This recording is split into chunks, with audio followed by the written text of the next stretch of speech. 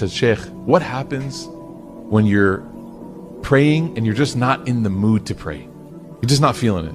And I was kind of embarrassed to ask, but as soon as I asked, all the other students put their pencils down. They're like, so sometimes we all have problems, and that's okay. You're human, I'm human, right? But we have to seek remedies for these problems. So I asked him, I said, what happens if I want to pray? I'm praying, but I'm just not feeling it. The khushu is not there. I'm barely hanging on. I'll never forget his answer. He said, this prayer, the prayer where you force yourself to get up and pray, might be the most sincere prayer that can be offered.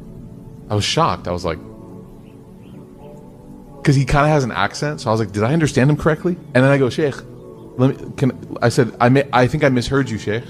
I said, did you just say it's sincere? And he goes, yes, of course. I said, Sheikh, I'm not understanding. Can you help me understand? Because I don't understand. He said, to get up and pray when you don't feel any motivation to pray is truly worshiping Allah.